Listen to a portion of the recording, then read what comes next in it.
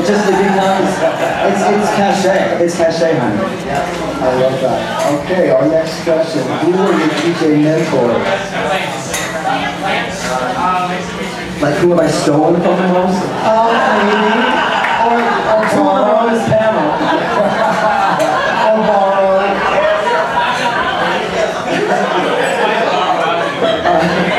I just want to mention the one person I want to mention is just someone that's not here, which is John Celia. I love his sound. I do love his sound. I love his vibe, everything about him. So he's just someone that I would just listen to every mix, every segue, whatever. So awesome. Shout out to John. For me, my mentor's name is Vito, and he was a friend of mine from Long Island before I even knew about Fire Island, and he was the first DJ I actually ever heard. And we became friends, and I picked up pointers from him, and you know, I came out here and would religiously go to the Ice Palace every Saturday night to hear him play and learn how to read a crowd so wonderfully as he could do. And I guess the second person that influenced me the most would be Jim Burgess. I never heard somebody play 2 records at the same time for an extended length of time, and I said, wow, I have to try that. And that became, I practiced it, and I learned it. So between the two of them, they're my mentors. There's a gentleman also from Long Island, but he never really worked in New York City or this area. His name is Bobby Vittoriti, and he was huge in San Francisco, and I met him and worked with him in Fort Lauderdale at the Poop Deck. And I did lights for him. I used to do T-Nets during the week, you know, because it was a low pressure, low impact gig, and I was just getting started, but I would do lights. So I got to work with this master DJ who was incredibly talented, and I'd be with him from the first song to the last song. So he taught me just by experience, by exposure, and he was very, very giving of advice, and not only technical, but also how to market yourself, how to behave in the booth, how to, you know, the etiquette of being a DJ, and just you know, the whole public aspect of it. So yeah, I owe him everything. Well, thank you. I have sort of 3 levels of mentors, some from afar and some up close. So my biggest influence is my older brother, because when I was 13, he was 15, we were in St. Louis, we were bored, he like bought his first Radio Shack mixer and double tape deck, and we would just kind of play around. That's really how we started DJing and doing team clubs and stuff like that. When I moved to New York, it was really Junior Vasquez, Antonaglia, Frankie Knuckles that were my biggest influences. And then later on, as far as personally, I worked running record labels for Ray Rock of Rock and Vito, and then Larry T. I worked with Larry for about 4 years, and he just taught me so much about the industry, about how everything works, and how to take chances as a DJ, and how to market and brand yourself. So those are my mentors. And I was lucky to work on some projects with Kevin and Larry also.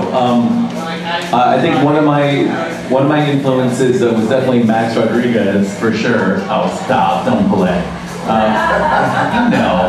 Yeah, I would definitely like hang out at the hotel deck and listen to Max play. I always just happen to catch his sets. He's really good. He taught me like a good disco set. Remember Max was always lugging records out here. It's like still being stubborn, last person playing records. I respect that.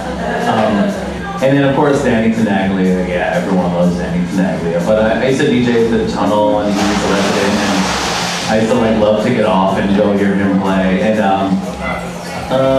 there was one more person, I can't remember. Someone pass this along. Well, with me, I started in New Orleans in 1982 with the Lesbian Boys, and the guys, there were 2 DJs in the men's bar that took me under their wing, Ricky Merriweather and Brian Burke, who are no longer with us, but Ricky brought me up to New York to see a Saint closing party, 1983, and Robbie was the DJ, and he said, you gotta come, you gotta be there for the very first record, and watch the place build and everything like that. I've never been to New York or anything like that, so Rhapsody of Blue was the first thing he played. I was the first person on the dance floor, and we had it built. So Ricky introduced me to Robbie, then Warren and Michael Fieldman, I guess, Robbie, Warren, and Michael Fieldman really, from some DJs just play records, other DJs are maestros, and these guys are maestros. Okay, that's kind of a tough question as far as my mentor. My first experience going to a nightclub was 2001 in West Iceland. And the dance floor lit up, and the DJ was mixing music. And I was very curious as to how he was mixing music. And I asked a lot of questions. I actually went out and I bought a little mixer after that. And I bought a belt-driven turntable. And I started mixing from a belt-driven turntable to a cassette deck, back and forth. Then I started making reel-to-reel tapes for Rosalie Morale. She owned the Big Hills Jewish Center, and she used to have tea dances. So I would make all the tea dance music for her. So she was kind of, I guess she influenced me as far as what she wanted on there and the kind of songs that she wanted. But I must say that I owe part of my career to Warren Gluck.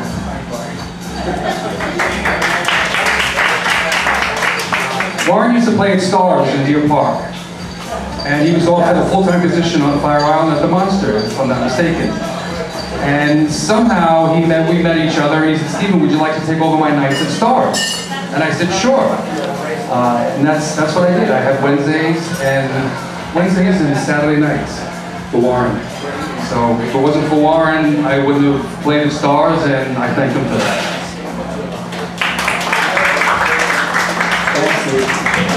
Stars was one of my first gay clubs. Awesome. Yes. You were probably playing there. Didn't know you.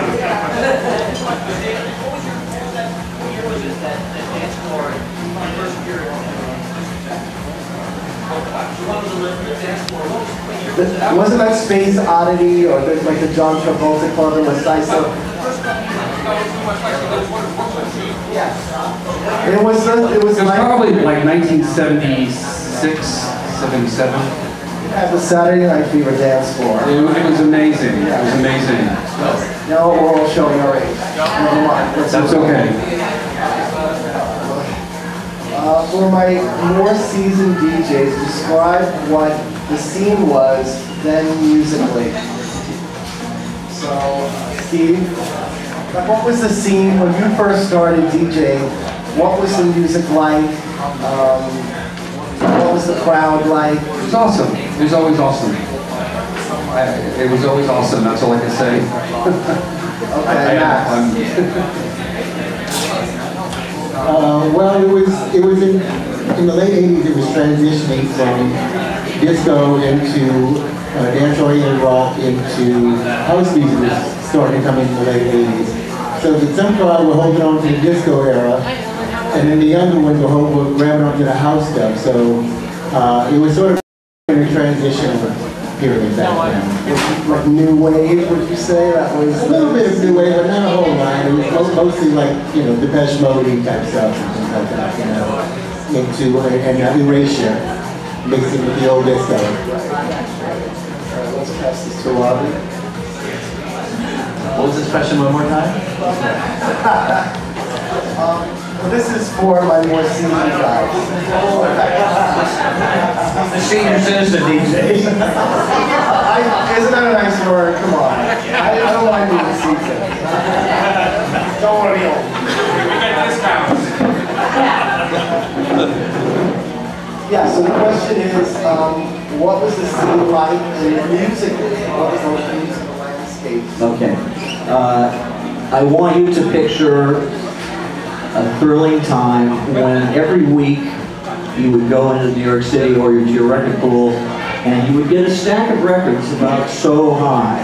And of that stack, I would say probably 75% were either good or great.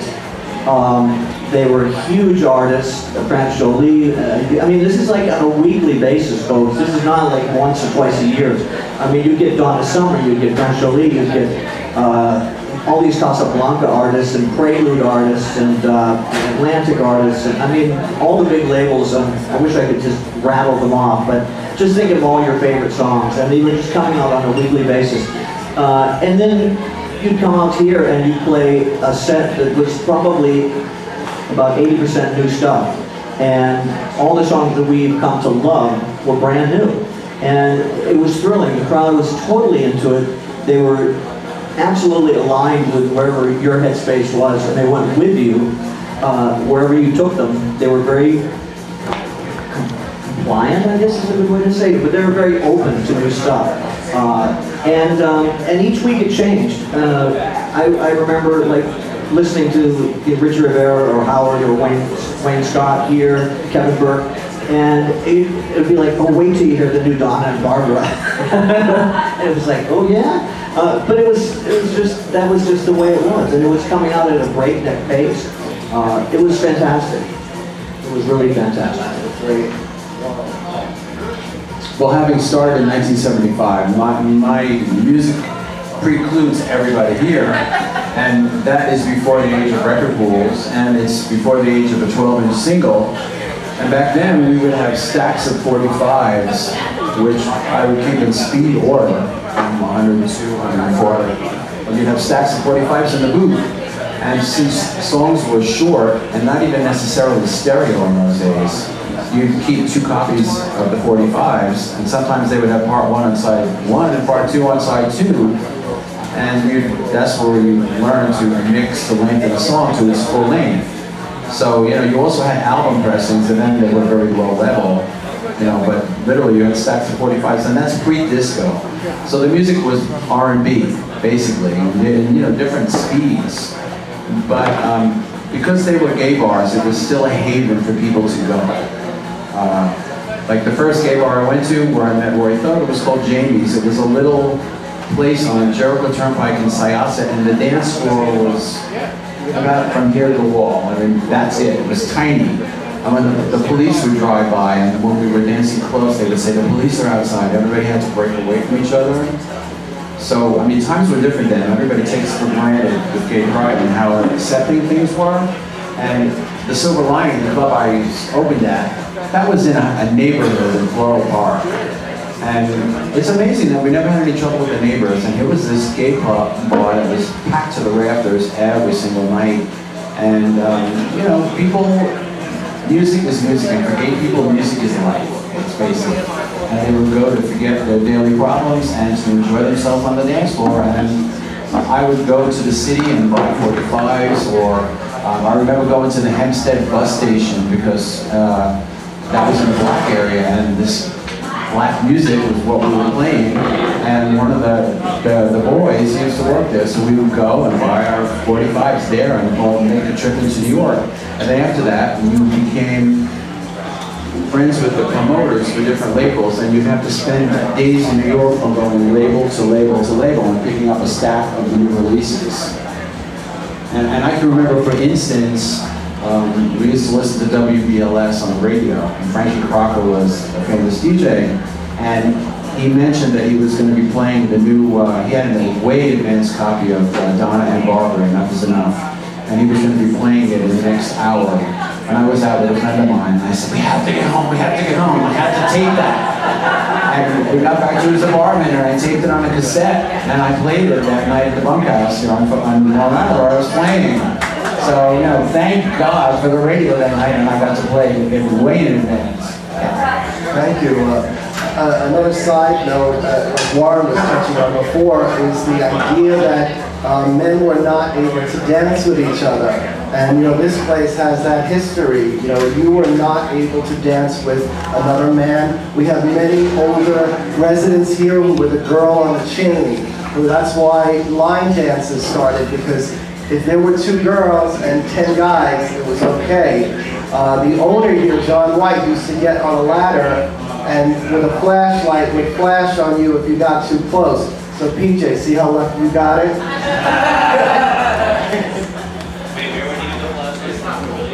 No, did it here.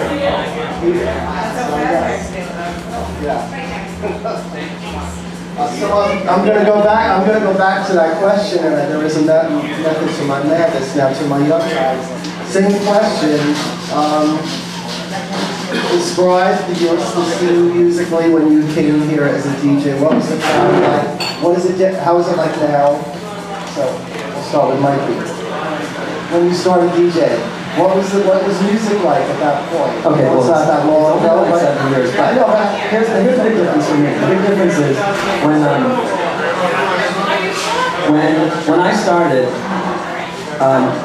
what I enjoyed was I liked coming here to hear the classics. I loved hearing disco. I loved hearing early 80s. Like, that's what I wanted to come and listen to.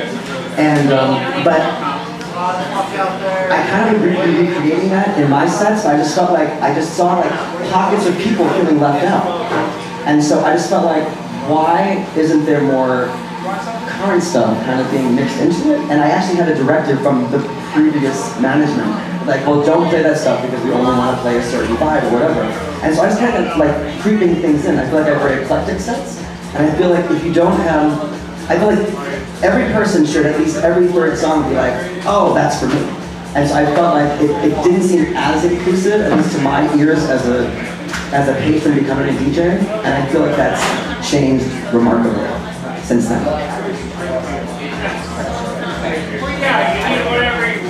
So when I first came here in 2007, music was definitely in transition out here. You know, in New York, Giuliani closed down all the clubs, and so a lot of the underground house music and stuff at the time from the late 90s was just not being played. And it became about having these small bars and venues with pop music that everyone knew. And it was hard for me to adjust to that because I got so used to playing unknown stuff. You know, like Robbie said, people would react really well to what we know now as classics, but at the time it was brand new stuff that they'd never heard before. And what I found though on Far Island is people were open to it. You know, they might in the city dance at the bar to pop music, but when they are here, they're okay during the dance mix. You know, they're okay to like hear some stuff and explode. So when I played low T, I would play disco, and then I would transition into some 80s and even 90s stuff, you know, that they knew, and that seemed to work really well. But I definitely wanted to stay true to the like happy vibe of the sing-along feeling, the happy feeling, because that's, I mean, it's the afternoon tea, that's what you're supposed to do, right? It's not go dark. Agreed. Well, to add to that, I also hate when people play night music during the day. Like day music during the day, night music at night, please. But when I first came here, I think that they hadn't brought any. For what I had seen, they had like a night scene that was like. They had like the older DJs that had been here for a while, and they were bringing in these new DJs that no one. It wasn't really gelling. It didn't seem to work. The older DJs were working, and when I came in, they were definitely looking for like some of the younger DJs and to relate to some of the younger crowd. And when I first played low T, like I played like my version of low T, like the same way Mike does. You know, it's like, oh, these are gonna be classics, but these are gonna be the way I do it, and it was like different. And I remember you came up to me and were like, "Can you play Souvenirs?" I was like, "What the hell is that? What are you talking about?" And you know, I had something to learn. I remember that moment, definitely. Yes. Side note to that, I remember I would make CDs of all classic music, and I would give them to him. Ladies. So, you know, it doesn't sleep well. That's never thanks to the dog. Have a drink, people. That's right. All right. So, you're the perfect person because I think it was 2 years ago we